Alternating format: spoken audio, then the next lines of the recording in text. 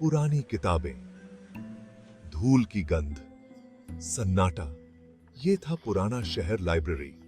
ये सिर्फ एक बिल्डिंग नहीं थी, ये रहस्यों का खजाना थी।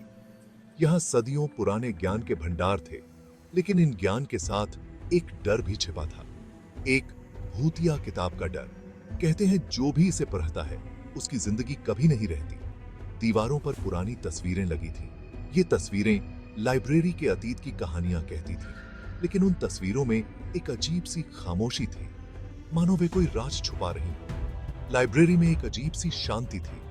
ये शांति एक भयानक सन्नाटा की तरह महसूस होती थी। लाइब्रेरी के एक कोने में एक रिस्ट्रिक्टेड सेक्शन था। लोहे की सलाखों वाला ये सेक्शन अंधेरे में डूबा हुआ था।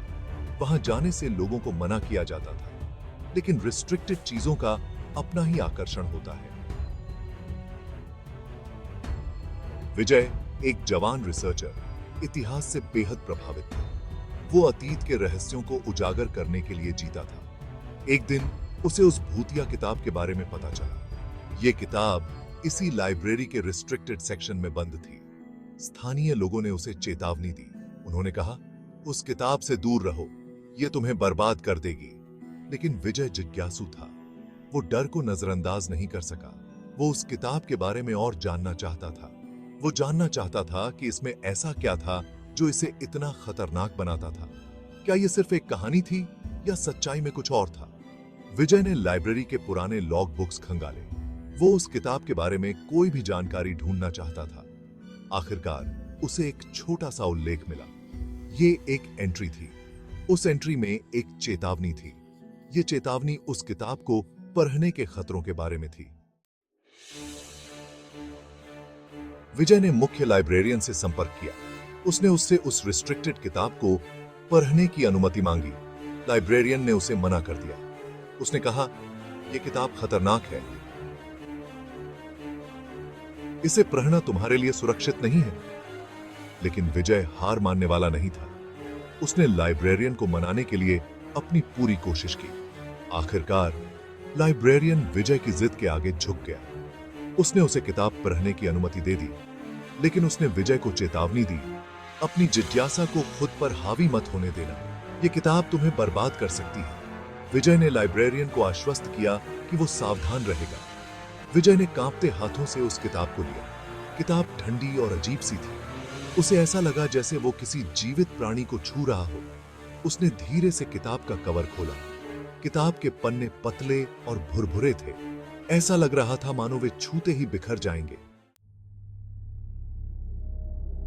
किताब एक प्राचीन भाषा में लिखी गई थी। विजय उस भाषा को समझता था। उसने धीरे धीरे पढ़ना शुरू किया। किताब एक आत्मा की कहानी थी। यह आत्मा सदियों से इस किताब में कैद थी। जैसे जैसे विजय कहानी में आगे बढ़ता गया, उसे एक अजीब सी बेचैनी महसूस होने लगी।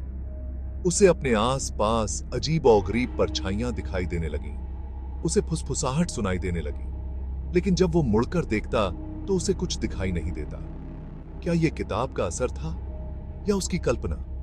उसे समझ नहीं आ रहा था। उस रात विजय को बुरे सपने आए। उसने सपने में उस आत्मा को देखा। आत्मा गुस्से में थी। वो विजय से बदला लेना चाहती थी। विजय नींद से उठ गया। उसका पूरा शरीर पसीने से तर था। उसे एहसास हो गया था कि यह किताब सचमुच शापित है। अगले दिन विजय ने खुद को उस किताब से दूर करने की कोशिश की, लेकिन वो ऐसा नहीं कर सका। वो बार बार लाइब्रेरी जाता। वो उस किताब को पढ़ता। उसे समझ नहीं आ रहा था कि उसके साथ क्या हो रहा है। वो खुद पर काबू खो रहा था। लाइब्रेरी में चीजें और भी अजीब होने लगीं। किताबें खुद ब खुद अलमारियों से गिरने लगीं। रोशनी टिमटिमाने लगी। ठंडी हवा का झोंका विजय के आसपास घूमता। उसे एहसास हो गया था कि वो अकेला नहीं है।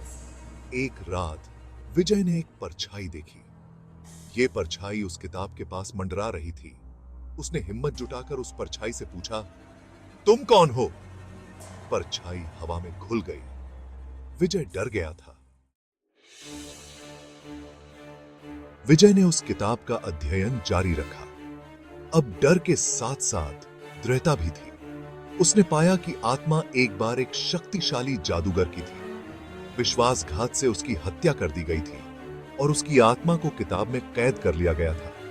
किताब आगे बताती गई कि आत्मा को मुक्त करने का एक तरीका है, लेकिन यह तरीका खतरनाक था। इसके लिए एक प्राचीन मंत्र का जाप करना पड़ता था। विजय ने सोचा कि क्या उसे इस आत्मा को मुक्त करने की कोशिश करनी चाहिए।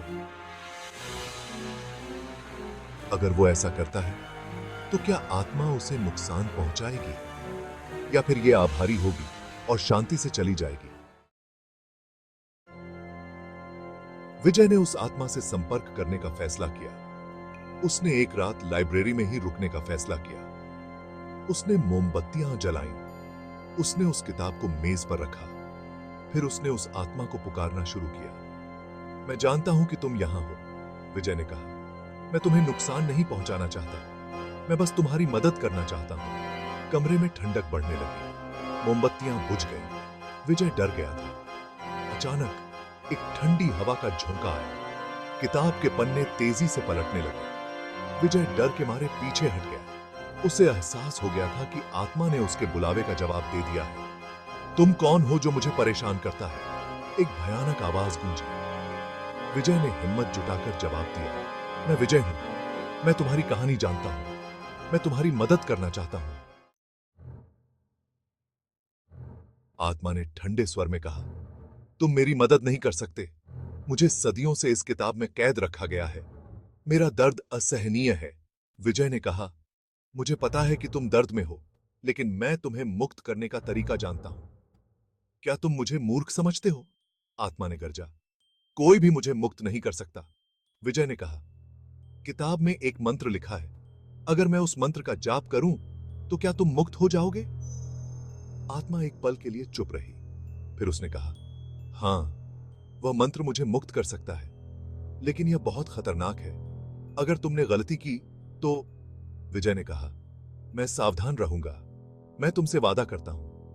विजय ने गहरी सांस ली। उसने किताब खोली और मंत्र पढ़ना शुरू किया। जैसे ही उसने मंत्र पढ़ना शुरू किया, कमरे में अजीबोगरीब घटनाएं होने लगीं। हवा तेज हो गई। किताबें अलमारियों से गिरने लगीं। रोशनी टिमटिमा गई। विजय ने मंत्र पढ़ना जारी रखा। उसका शरीर कांप रहा था, लेकिन उसने हार नहीं मानी। अचानक कमरे के बीच में एक प्रकाश का गोला दिखाई दिया। प्रकाश के गोले से आत्मा प्रकट हुई। उसका चेहरा क्रोध से भरा हुआ था। विजय ने अपनी आंखें बंद कर ली। तुमने मुझे मुक्त कर दिया, आत्मा ने गरजा। अब मैं तुम्हें अपना गुस्सा दिखाऊंगा। विजय ने अपनी आंखें खोली। उसने कहा, नहीं, मैं तुम्हें रोकने के लिए यहां हूं। विजय ने आत्मा को शांत करने की कोशिश की। उसने उसे बताया कि उसका गुस्सा उसे और अधिक दर्द देगा। उसने आत्मा से अतीत को भूलकर आगे बढ़ने के लिए कहा। धीरे धीरे आत्मा का गुस्सा शांत होने लगा। विजय की बातों ने उसे प्रभावित किया था। उसने महसूस किया कि विजय सही कह रहा था। उसे अतीत को जाने देना चाहिए। धन्यवाद, आत्मा ने कहा। तुमने मुझे एक बड़ा तोहफा दिया है। फिर वह प्रकाश के एक गोले में बदल गया और गायब हो गया। कमरा शांत हो गया। विजय ने राहत की सांस ली। अगली सुबह विजय ने किताब को वापस उसकी जगह पर रख दिया। किताब अब शांत थी। उसका कोई असर नहीं रहा था। विजय ने उस रहस्य को सुलझा लिया था। उसने आत्मा को शांति दी थी। लाइब्रेरी फिर से एक शांत जगह बन गया। लेकिन अब यह रहस्य और भय का स्थान नहीं था। यह ज्ञान और शांति का स्थान बन गया था। और यह सब विजय की वजह से हुआ था।